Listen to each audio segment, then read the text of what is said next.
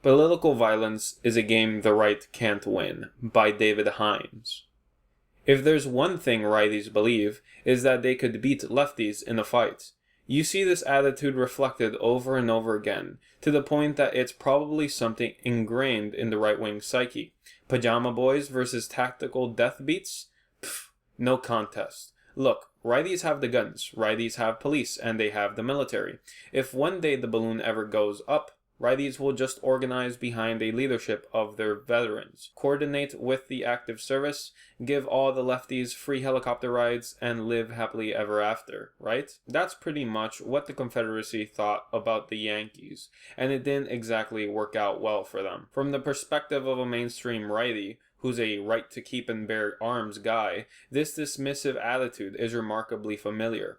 It's the same attitude of somebody who buys a gun just in case, but never goes to the range, which is a great way to discover when someone kicks your door in at 3 a.m. that you don't know the difference between the magazine lever and the safety.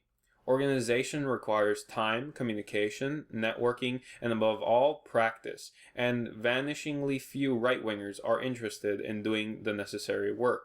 Some of this is due to disillusionment, the determination of ostensibly right-wing politicians to resist giving their voters what they want has, unsurprisingly, motivated a growing number of righties, most notably neo-reactionaries, to consider going post-politics. In this view, the right cannot achieve its goal through participation in the political system. What the right really needs is a mold bug reset, or a restoration, a one fell swoop by which the government is fired and rebuilt. If the idea is to build right-wing structures in anticipation of reality's inevitable selecting away of inefficient left-wing forms when they can no longer propagate themselves, entropy will set in and perhaps a defining moment will emerge.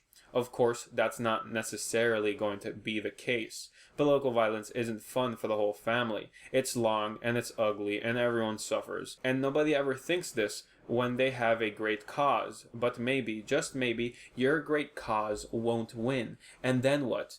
It couldn't be worse is the sort of thinking Turkish coup plotters say right before their attempt fails and leaves their bete noire in disputing charge of writing and purging lists. When it comes to political violence, everybody imagines themselves piloting the helicopters. Nobody imagines themselves clinging desperately to the skids. There's a famous cartoon by Sidney Harris that shows a couple of researchers at a blackboard on which is a series of complicated mathematical equations. In the middle of the blackboard are the words, "Then a miracle occurs." The cartoon's caption, dialogue from one of the researchers to the other, "I think you should be more explicit here in step 2. And then a miracle occurs is a long-standing fringe right temptation.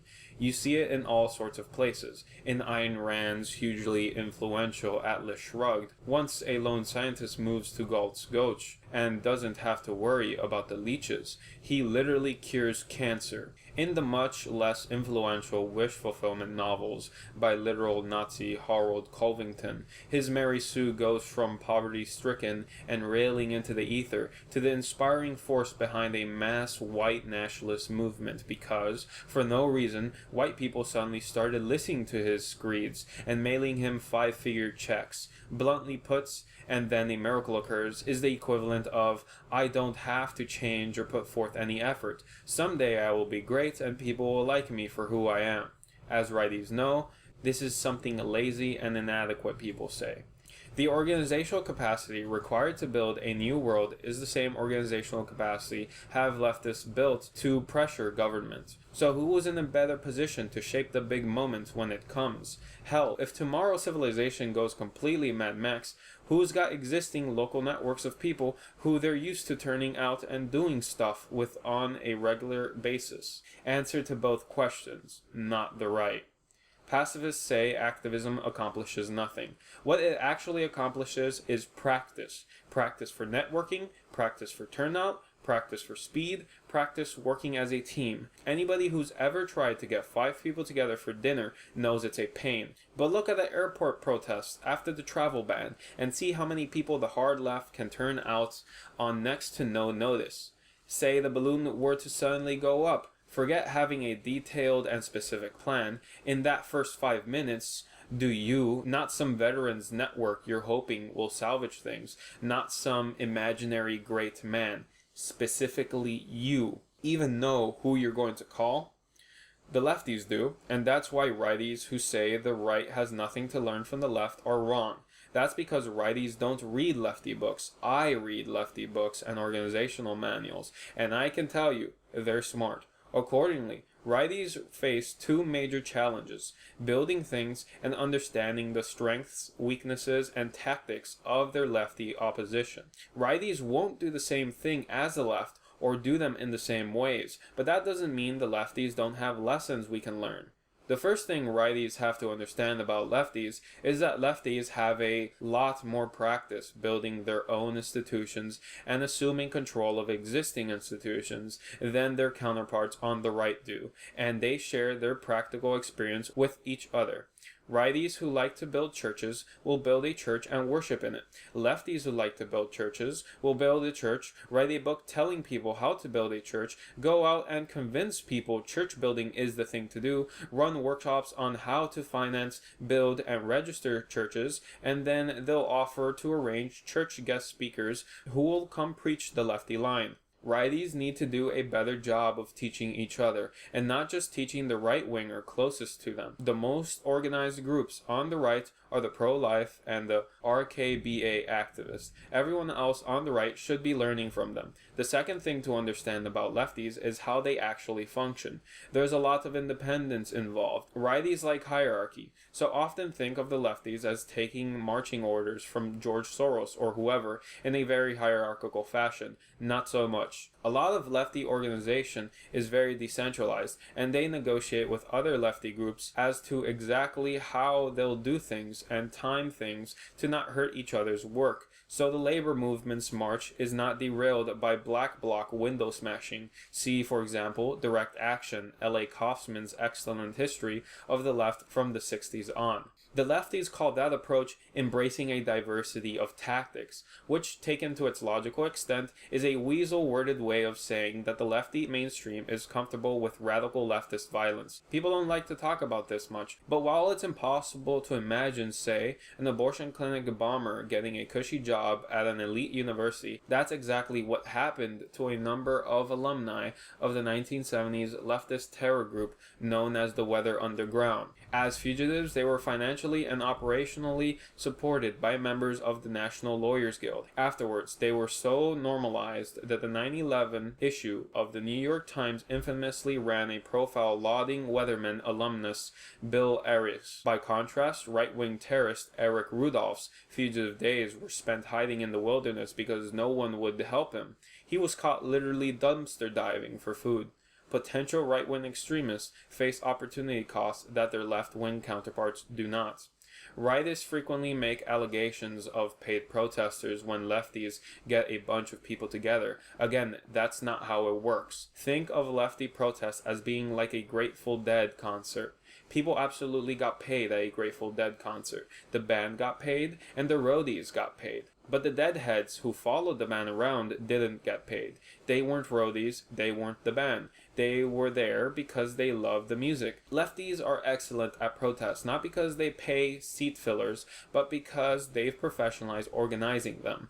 As you'll discover if you read any of their books, the protesters aren't paid. The organizers are paid. The people who train the organizers and protesters are paid. Basically, the way the lefty protest movement works is sort of like the Koch brothers subsidized prepping and firearms classes. Left-wingers have a combination of centralized and decentralized infrastructure because they have different kinds of groups. Some groups use centralized organization. They'll go out tabling, recruit people, try to grow big. Other groups, particularly anarchists, favor a decentralized approach, where actions are performed by the collaborative actions of multiple small cells called affinity groups. The affinity group structure began in Spain. Anarchists there organized themselves into small groups of very close friends who knew each other very well. Because such small groups were difficult to infiltrate. Even if they were infiltrated, exposing one group wouldn't blow the whole organization. The American left picked up on affinity groups in the late 1960s. They started as a means of organizing protests and turned into a means of organizing movements. To coordinate, they send members back and forth to spoke councils.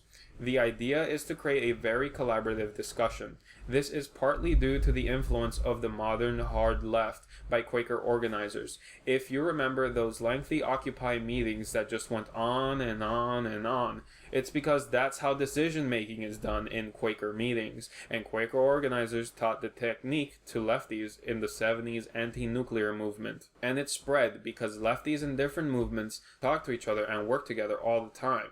By contrast, righty organizations have historically been slow to organize. When they do, right-wing activists tend to stay in their own lanes and not work together, share notes, or reach out to one another's followers. Think about the mishmash of signs you typically see at a lefty protest, and then try to remember the last time you saw, say, an RKB sign at a pro-life rally. More unfortunately, when righties do become active, they tend to do something like start a blog, or make a YouTube channel, or write a magazine article. In short, they become street corner evangelists. They tend not to do things in meat space. Lefties do the work in the real world.